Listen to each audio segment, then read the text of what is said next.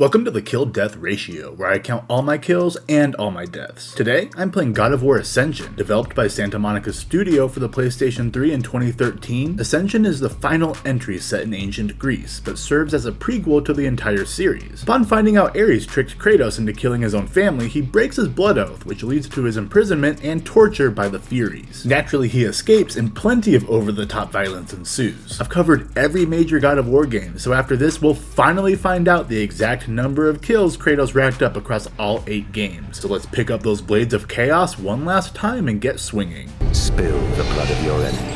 Before we begin, Linda Hunt returns once more to narrate, informing us that the 3 Furies, Megaera, Tisiphone, and Alecto, were spawned from a conflict between the Primordials that predates the Titans and Gods. Bound to no one, they became Guardians of Honor, enforcing harsh punishments on those that broke their oaths, with their first victim being Aegean the Hecatoncheires. Known for giving the meanest HJs in all of Greece, these ancient giants had Heca hands and Heca heads, but when Aegean broke his oath with Zeus, the Furies subdued him and sentenced him to a lifetime of torture by locking him in place and building a massive prison on and inside him where all other oathbreakers serve their punishments. Now I select normal difficulty, and we learn that Kratos has been captured by the Furies for breaking his oath with Ares. You wanna play a little game?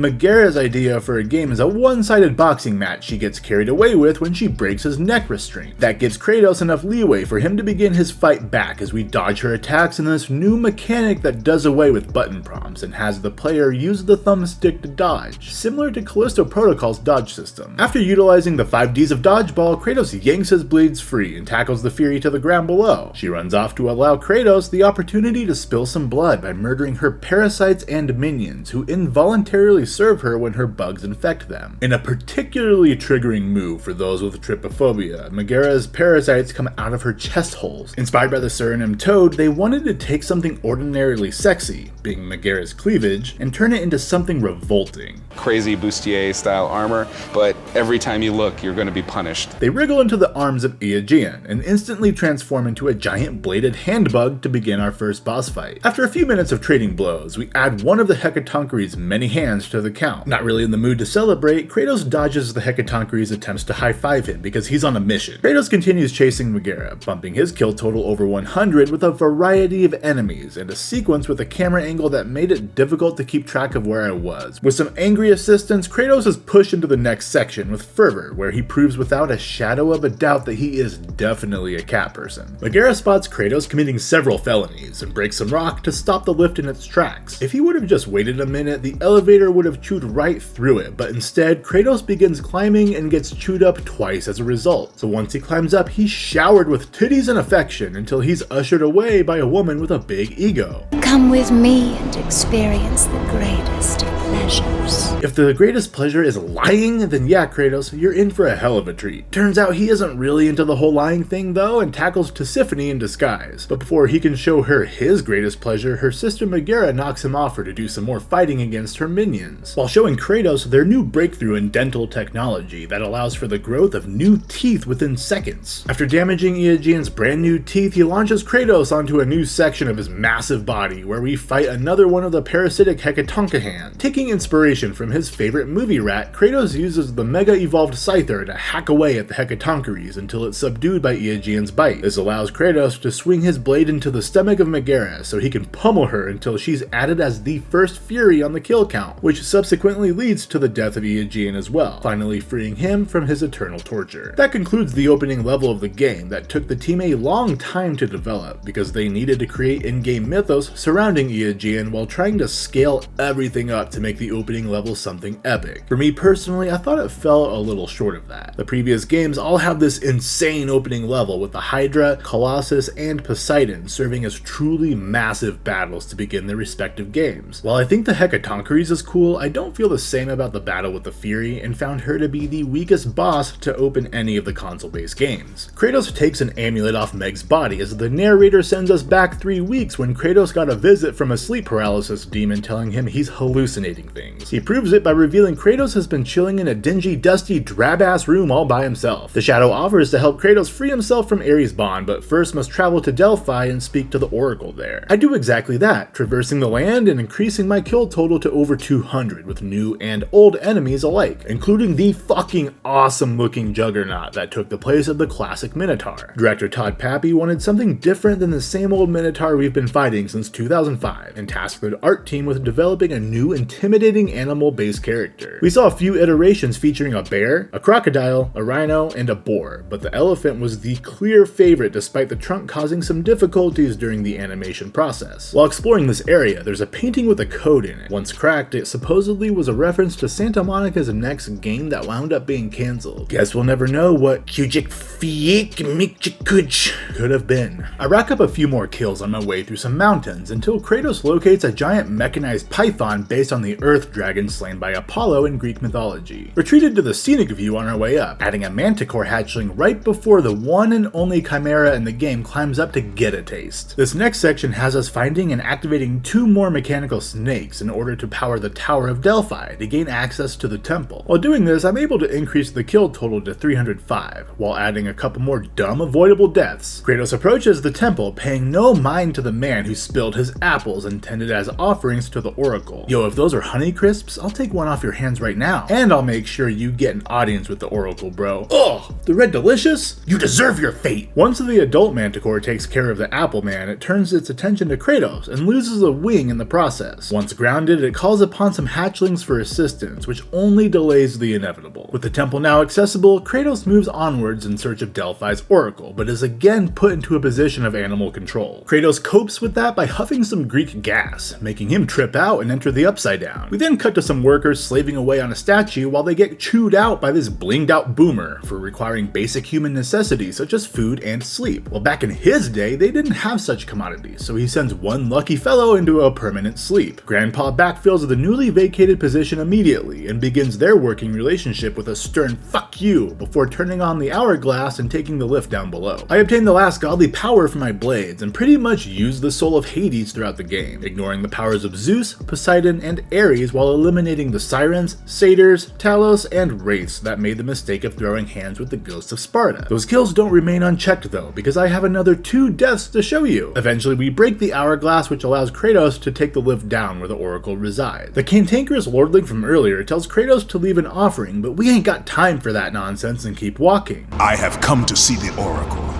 and that is what I intend to do.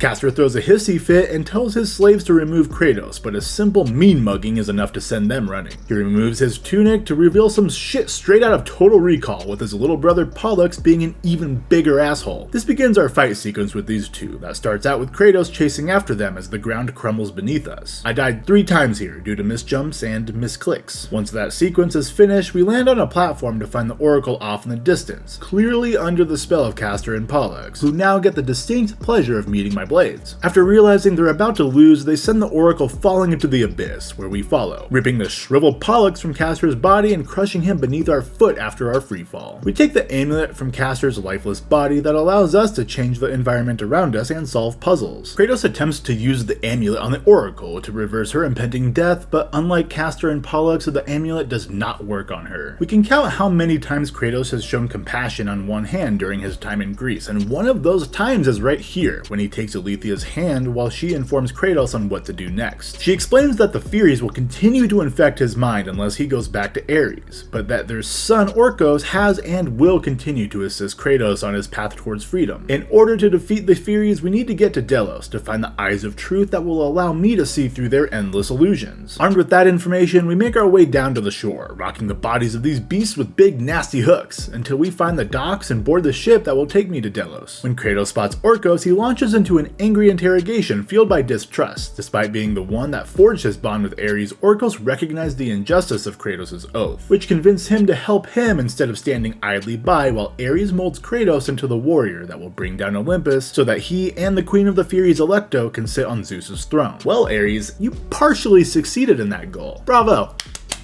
Kratos gets a little too aggro, which makes Orcos bounce, so we set sail to Delos, but as we do, the narrator sends us back to the present right after Megara's death, so we can hack away at a few more enemies. Still on top of the Hecatoncheires, we find a weirdly lavish room with some dude commending Kratos for becoming such a great warrior. He shows him a move he learned from King Leonidas back home, breaking the illusion caused by Tisiphone. Since she flew off before Kratos could give her the old 1-2, we take that rage out on a handful of enemies to get that total over 400, with one being the newly introduced Ampusa. An idea was pitched to have Kratos approach a woman to prompt a sex minigame, as is tradition in these games, but once you press the button, she would reveal herself to be one of these creatures. You can see these were concepted by Izzy. Izzy concept some of the best boobs in the industry. Yeah, those are nice, but so is getting my death total up to 10. After disrespecting some corpses, we meet up with the first mortal imprisoned by the Furies as he tells Kratos about Pepe Sylvia. Clearly not listening, Kratos speaks his thoughts out loud. I did not ask for his help. I recall something different, my guy. Ares!